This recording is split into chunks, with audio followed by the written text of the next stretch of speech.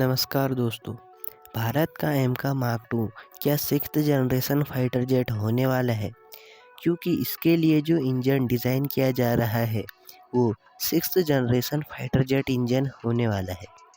और sixth generation fighter jet engine को fifth generation fighter jet में लगाना कोई सेंस नहीं बनाता।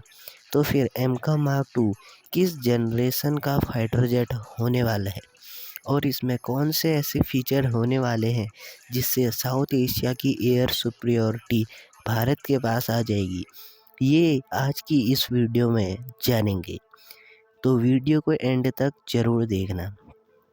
एमका मार्क टू के बारे में जानने से पहले आप फिफ्थ और सिक्स्थ जनरेशन फाइटर जेट के बारे में जान लो, ताकि आपको थोड़ा आइडिया हो जाए कि एमका मार्क टू किस जनरेशन का फाइटर जेट है।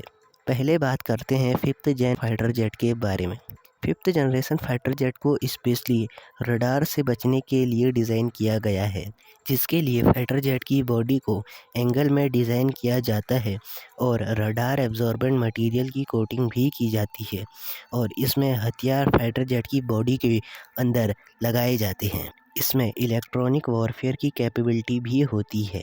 अब सिक्स्थ जनरेशन फाइटर जेट के बारे में जानते हैं। फिफ्थ जनरेशन फाइटर जेट अगर स्टेल्थ है तो फिर sixth generation fighter jet ultra pro max stealth है। फिफ्थ जनरेशन के फाइटर जेट केवल रडार पर पकड़ में नहीं आते। इन फाइटर जेट को इंफ्रारेड कैमरा और नॉइस सेंसर पकड़ सकते हैं, पर ये दिक्कत सिक्स्थ जनरेशन फाइटर जेट के साथ नहीं है। इसे किसी भी तरह पकड़ पाना लगभग नामुमकिन है।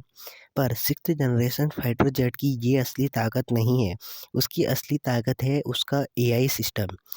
सिक्स्थ जनरेशन फाइटर जेट में एआई सिर्फ हेल्पर नहीं होगा, एआई खुद डिसीजन भी ले पाएगा, खुद अटैक भी कर पाएगा, वो भी बिना पायलट के। इसके अलावा इसमें डायरेक्ट एनर्जी वेपन का भी यूज़ किया जाएगा और ये फाइटर जेट खुद की ड्रोन आर्मी भी लेकर उड़ेगा, जिसका ये फ़ायदा होगा कि अगर कोई हमला फाइटर जेट पर होने की संभावना है तो ये ड्रोन आर्मी फाइटर जेट को बचाने के लिए कुछ भी कर सकती है।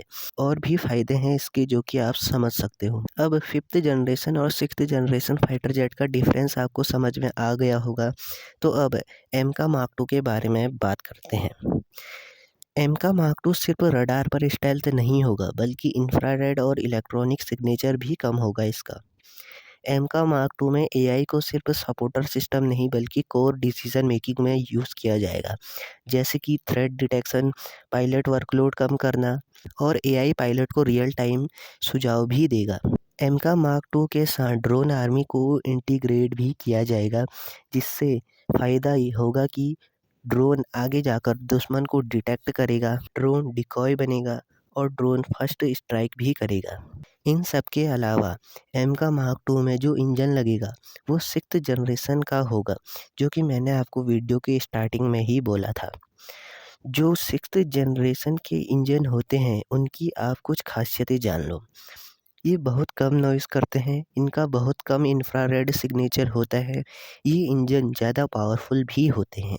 एमका मार्क टू की मैंने आपको सारी जानकारी बता दी है, लेकिन अभी एमका मार्क टू केवल पेपर पर है, इसमें कई बदलाव भी आएंगे।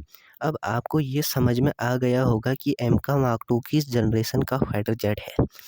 पर मेरा मानना ये है कि ना तो ये फिफ्थ जनरेशन फाइटर जेट है और ना ही पूरा सिक्स्थ जनरेशन फाइटर जेट है। ये 5.5 या early sixth generation fighter jet है, ये मेरा मानना है। अगर एमका मार्क टू सफल होता है तो भारत 5 से 6 देशों के इलाइट क्लब में आ जाएगा।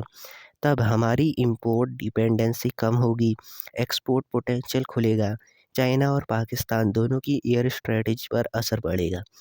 एमका मार्क टू को आने में कम से कम 20-30 साल का समय लगेगा। तो अगर आपको इस वीडियो से रिलेटेड कोई भी क्वेश्चन है तो कमेंट में पूछ सकते हो। अगर वीडियो पसंद आती है तो लाइक सब्सक्राइब ज़रूर करें, और अगर आपको इंडियन नेवी की सबसे खतरनाक सबमरीन के बारे में जानना है तो स्क्रीन पर आ रही वीडियो पर टैप करें। मिलते हैं अगली वीडियो में। जय हिंद, जय भारत।